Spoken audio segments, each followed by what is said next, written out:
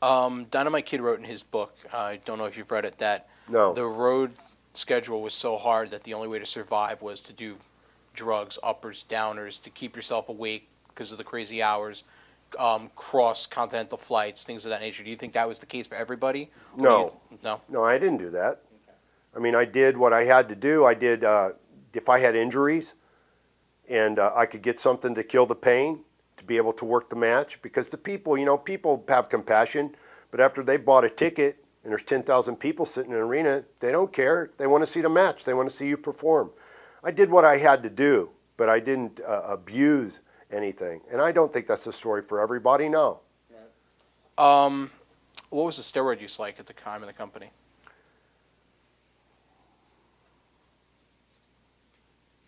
I think a lot of guys, a lot of the guys use steroids, but it wasn't a thing like in the locker room. There were guys just throwing needles at one another.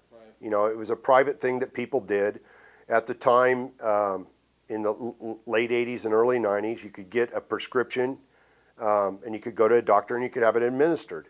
When I lived in Texas, I used to go to Fort Worth and have it done.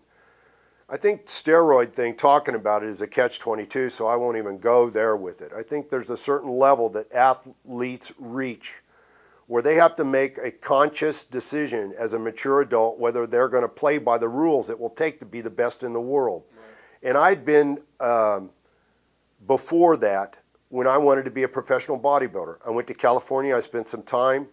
When I was a young kid in just out of high school at Indiana State University, I had an experience with a world-class shot putter that impacted me in a way where I didn't think about steroids for like another 6, 7 years, and just concentrated on working out and getting big and eating good food and stuff. And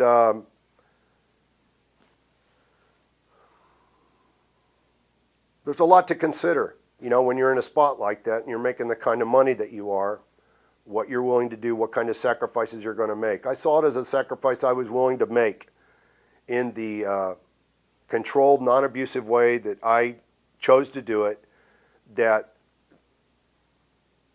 I was building a security up in my life in other ways by making these sacrifices. I didn't abuse my body in other ways, with alcohol and smoking and staying up late and doing all that kind. I took care of myself. I was a healthy guy. I had come from a bodybuilding background, and one of the key elements in succeeding in bodybuilding is to be healthy.